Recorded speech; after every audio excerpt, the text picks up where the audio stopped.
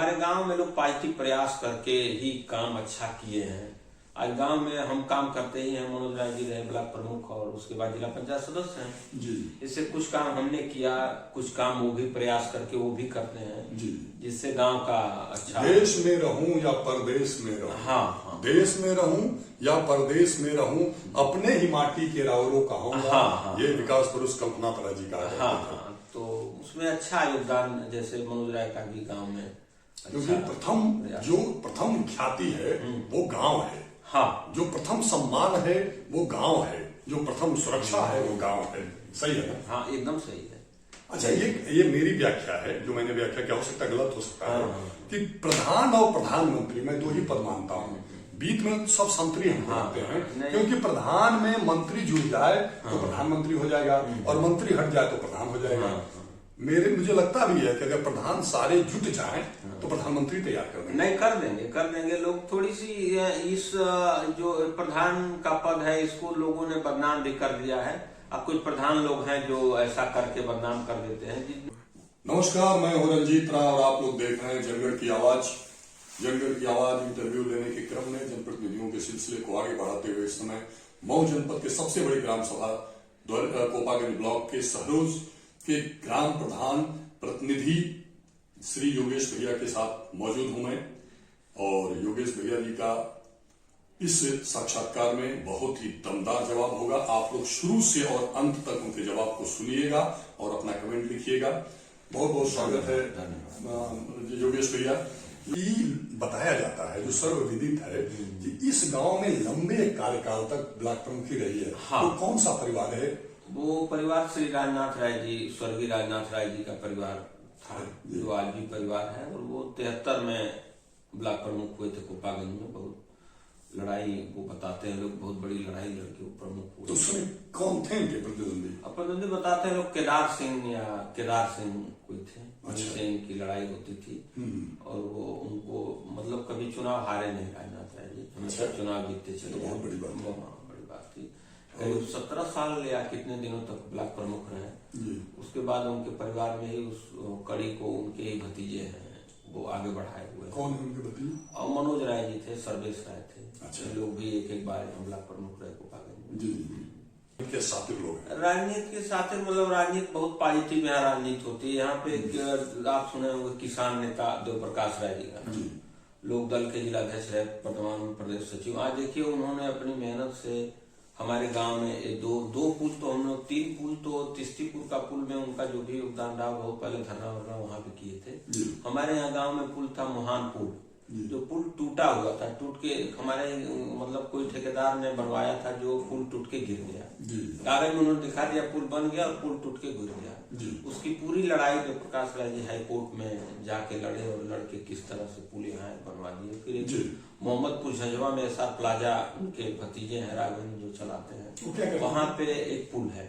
अच्छा। उस पुल को भी देव प्रकाश राय ने ही बनवाया था, पूरा प्रयास करके। अच्छा। और आज देखिए उनके ही द्वारा आप जो ओवरब्रिज मऊ में जो कभी सपना हुआ करता था कि कैसे बनेगा, वो मऊ जो फाटक पे ओवरब्रिज का चल रहा है। हाँ, जो मामला चल रहा है, उन्होंने हाईकोर्ट में उसके लिए PIL करी, फिर पूरा प्रयास करके आज वो पुल लग रहा है कि अंतिम रूप में जाने जा रहा है, जो एस्टीमेट बन गया, सारी चीजें हो रही हैं। तो हमारे गांव में लोग पॉजिटिव प्रयास करके ही काम अच्छा किए हैं।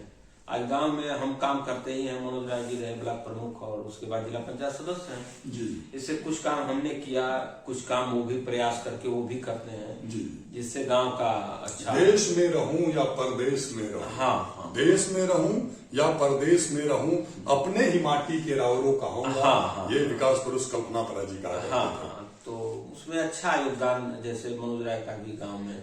क्योंकि प्रथम ख्याति है वो गांव है। हाँ, जो प्रथम सम्मान है वो गांव है, जो प्रथम सुरक्षा है वो गांव है।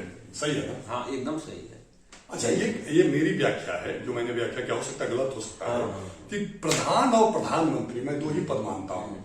बीच में सब संतरी हम मानते हैं, क्योंकि प्रधान में मंत्री जुड़ जाए तो प्रधानमंत्री हो जाएगा और मंत्री हट जाए तो प्रधान हो जाएगा।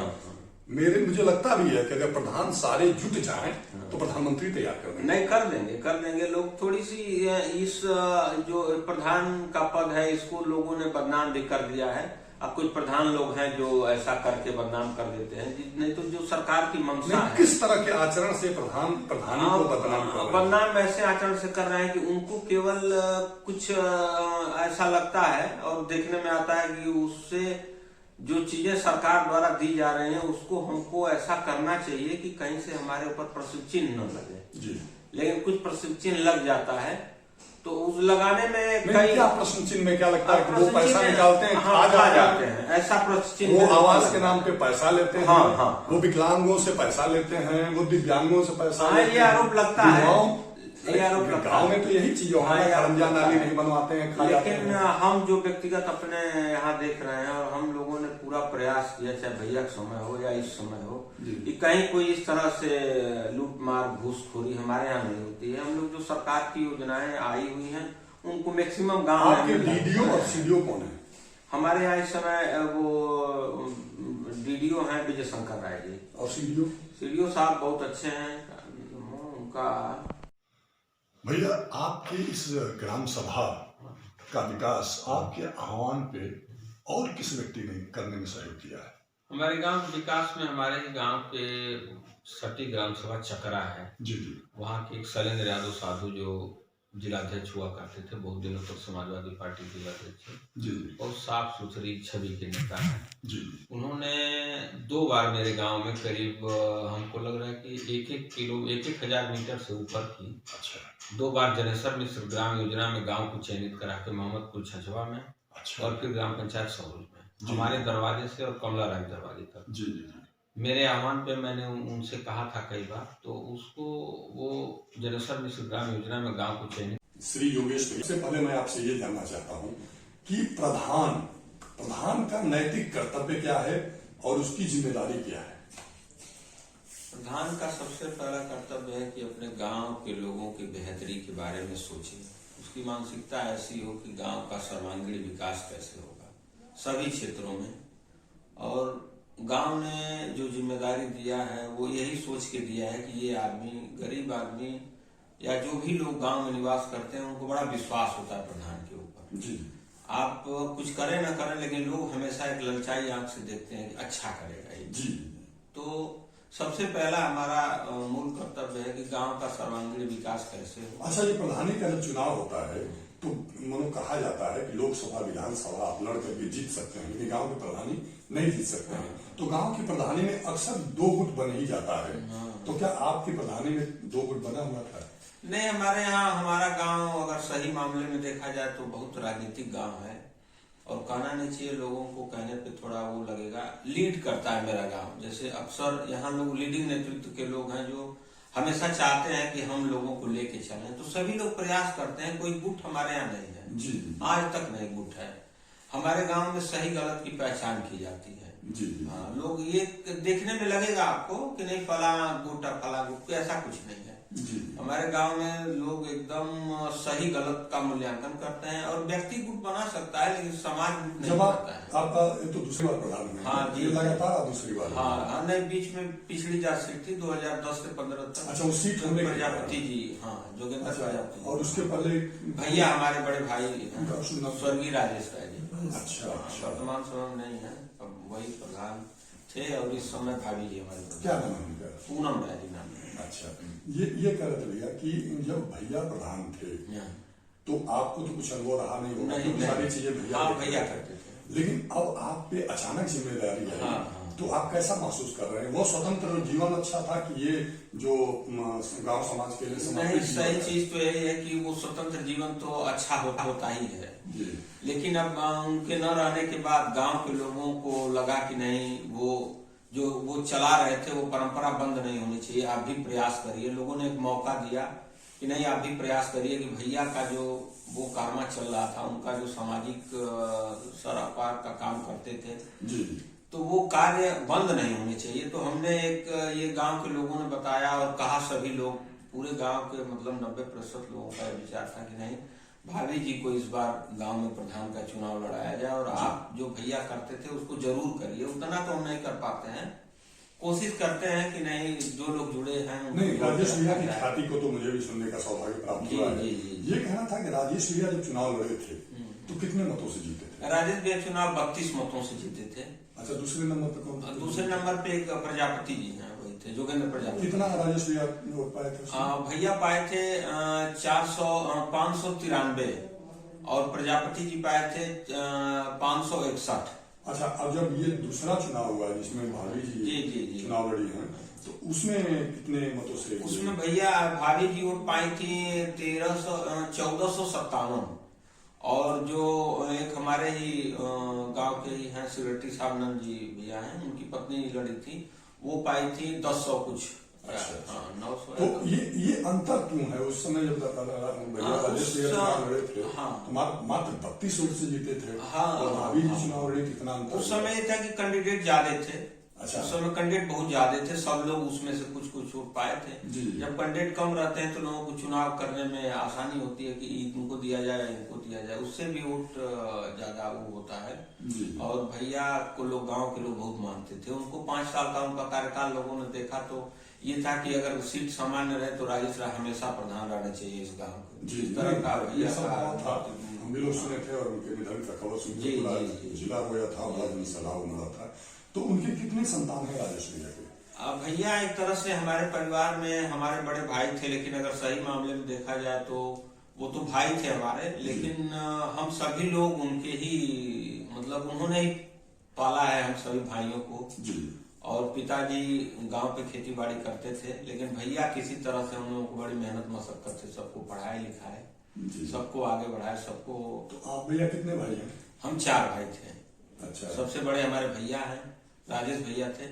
उसके बाद एक मेरी बहन है जो इस समय फरसार में, रंजना पांडे उनका नाम है। पांडे वहाँ लोग लिखते हैं तो वो पांडे हो। अच्छा, अब आपके बहनों के क्या नाम है? अब बहनोई का श्रेयस्कर पांडे नाम है। अच्छा, वो गाँव पे ही रहते हैं। मऊ जनपद का सबसे बड़ी ग्राम सभा कहा जाता है गोपालगंज ब्लॉक का सहरोज गांव। यहाँ की आबादी कितनी है? आबादी वर्तमान समय में करीब 13,000 तक। और वोटर कितने हैं? वोटर इस समय वर्तमान जो आए हैं 7,000 करीब आए हैं, लेकिन वो अगर सही उसका सर्वे कराया जाएगा तो और भी वोटर अधिक है। तो पूरी तरह से आध्यात्मिक गाँव है। मेरे गाँव में सहरोज किस नाम पे पड़ा है? सहरोज तो प्राचीन पहले के सहरुजा जैसे कोई हर गांव में ही गांव के नाम पढ़ते थे, लेकिन मेरा गांव एक बहुत आध्यात्मिक गांव है। मेरे गांव में कोई दिन नहीं है कि रामायण या राम नाम संकीर्तन किसी नहीं तो किसी मंदिर पे जरूर होता है। मेरे गांव के चारों कोने पे एक मंदिर बने हुए हैं। अच्छा, और इस वर्तमान में तो वो हमारे यहाँ नौसेवर मंदिर जो बहुत प्राचीन मंदिर, उसके यहाँ अब जो ब्राह्मी लिपि मिली है ईसा पूर्व की लिपि है। अच्छा। इस आधार पे तो ये कहा जाएगा कि ये मंदिर जो है मतलब ईसा पूर्व का ही मंदिर वो माना जाता है। तो उसका इतिहास ही नहीं मिलता कितना प्राचीन मंदिर। और वहाँ जाने पे हम लोग का सौभाग्य है कि हम लोग एक बार वहाँ जाके सुबह दर्शन कर ले, अगर मेरे गांव का कोई भी व्यक्ति या कहीं का व्यक्ति, और वहाँ पे अगर आप कोई भी आपकी आस्था है और मन्नत है, अगर आप शिव जी से वहाँ जाके अगर आप उसको मांगेंगे तो आपको जरूर मिलेगी। आप खाली हाथ नहीं आ सकते हैं, जो हमारे मंदिर की खासियत। और ये आपके गांव से ही सटे कोपागंज? हाँ, कोपागंज गौरी शंकर मंदिर, उसकी भी बहुत प्राचीनता है और हम लोग बहुत आस्था रखते हैं। के राजा का वो लगा? हाँ, वो लगा हुआ है। कोई जानकारी हो तो एक लाइन में? नहीं, उसकी तो बहुत जानकारी नहीं है। वो ये है कि बहुत प्राचीन मंदिर, वो भी गौरी शंकर हुआ था। गौरी शंकर वहाँ एक तालाब था, उसी तालाब में उन्होंने हाथ अपना धुला तो उनके हाथ का कोट जो सुनने में आता है। हाँ, जो सुनने में आता है। लेकिन हम लोग अब जैसे इस मंदिर से ऐसे जुड़े हैं कि हम लोग अगर कहीं चले जाते हैं, जैसे हम लोग ज्योतिर्लिंग कहीं भी जाकर दर्शन करते हैं तो हम लोगों को इस शिव जी में ऐसी आस्था है कि इन्हीं का दृश्य दिखता है हर जगह। अच्छा, तो ऐसा है। नहीं, ये बिल्कुल बिल्कुल। तो जो भी है हम लोग कहीं जाते हैं, लेकिन इन शिव जी को ही हमको लगता है कि ये अगर आदमी इनके यहाँ पूरी आस्था से है तो भगवान सर्वत्र है। लेकिन ये शिव जी तो एकदम मतलब समझिए सजीव। हम तो सपने में देख लेंगे आपको। और इनको अगर आपकी जो भी चीजें हैं, आप अगर वो अगर आप कोई भी आदमी अगर सही में परेशान है किसी चीज से, वो शिव जी से जाके साक्षात्कार वो निश्चित उसकी मन्नत।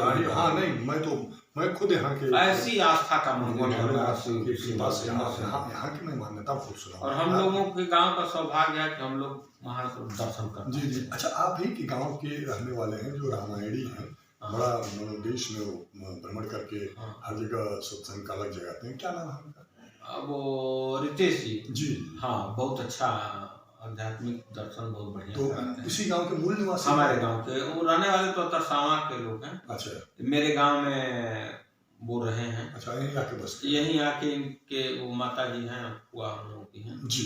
और बहुत अच्छा उनका आध्यात्मिक, गांव में भी वो 1-2 साल पे सत्संग के माध्यम से सबको अपना नहीं, बहुत अच्छा करते हैं, सबसे काफी बड़ा अच्छा अच्छा लगा सबको देखने के लिए। हाँ, नहीं बहुत बढ़िया ठीक है, धन्यवाद। जी। ये वो आगे नहीं हो बचा।